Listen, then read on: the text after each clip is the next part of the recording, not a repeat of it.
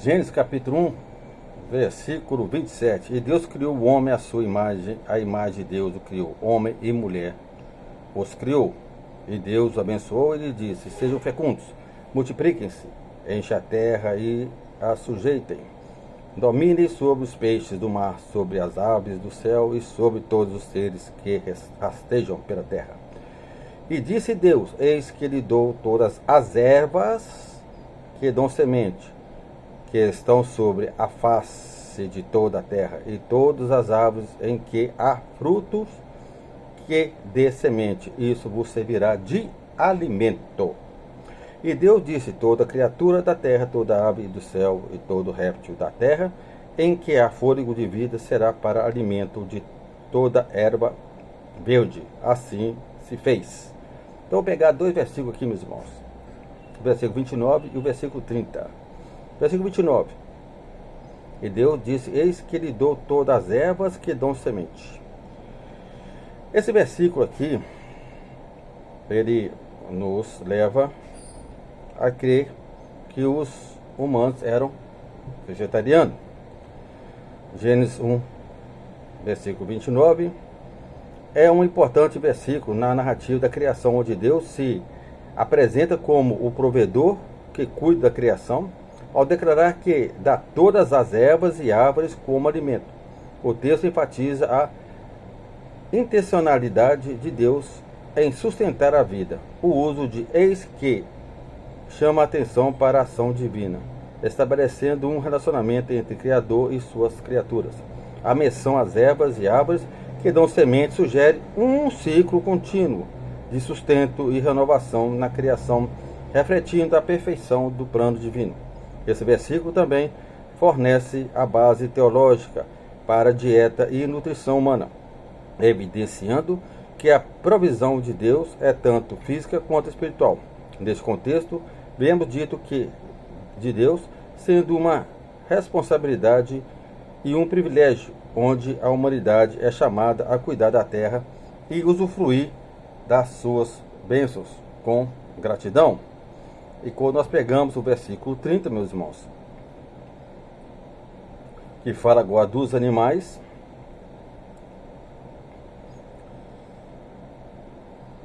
Gênesis 1:30, destaca-se a providência de Deus na criação, estabelecendo uma interdependência entre todas as criaturas e a terra.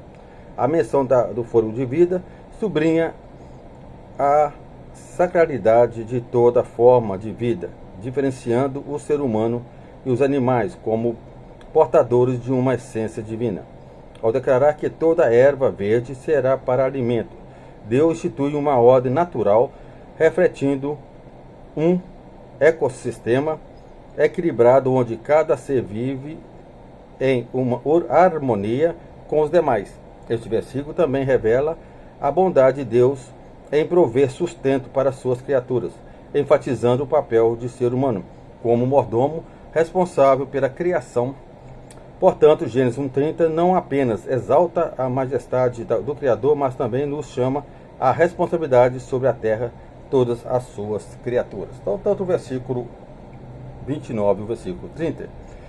Então, Deus estabelece que os homens vão comer do fruto, tá certo? Das árvores, das sementes, né? E os animais do mato, né? Vamos dizer assim, o sustento, o que o boi come, o que o cavalo come, correto? Ali do mato ali. Então, quer dizer, ambos ali são vegetarianos, não são carnívoros. Presta bem atenção, aqui não são carnívoros, tá certo? Então, quer dizer, Deus criou monstros marinhos e criou animais selvagens. Então, eles não são animais carnívoros, tá certo? Então, ali o homem e animais, seja ele selvagem ou não, viviam em harmonia. Aquela questão dos dinossauros. Não vou falar aqui de dinossauro aqui não, mas a palavra dinossauro, né, nos reverte aqui no Antigo Testamento, que a palavra aqui no hebraico aqui significa monstros, né? Monstros, dinossauro, serpente, correto? E então esses animais aqui selvagens eram pacíficos, Tá certo? Por que isso? Porque até então não existia pecado. Qual o preço do pecado? É a morte. Então, se não houve pecado, se a terra ainda vivia na paz, não houve pecado da humanidade, aqui nesse caso aqui, então não houve carnívoros, né? E, graças a Deus aqui, né, os animais aqui viviam em paz. Mas, no final, lá do dilúvio, final do dilúvio, que a gente vai lá, no Gênesis capítulo 9, né? Pegando aí o versículo 3, Deus fala assim: tudo que se move e vive, tudo que se move e vive será para o seu sustento. Veja bem, tudo que se move e vive será para o seu sustento. Assim como lhes dei as ervas verdes, agora lhes dou tudo isso. Então, quer dizer, a partir do momento que o dilúvio acabou, tá certo? Aí Deus fez uma nova vida, né? Acabou com aquela terra e vai começar uma nova vida. Essa nova vida aí, junto com a família de Noé. Então Deus permite aí comer carne, correto? Então vamos entender aqui esse versículo aqui, 3 aqui de Gênesis, capítulo 9. Então o versículo, o verso, né, Gênesis capítulo 9, versículo 3, representa um momento significativo na narrativa bíblica, celebrando na concessão de uma nova ordem alimentícia. Quer dizer, teve uma nova ordem, lá, a primeira ordem. Os homens e os animais serem, como é que eu vou dizer? Os animais seriam herbívoros, né? Comendo só plantas, né? E nós, homens, não eram carnívoros, tá certo? Vamos dizer assim. Então agora, a partir do momento aqui, então Deus está falando que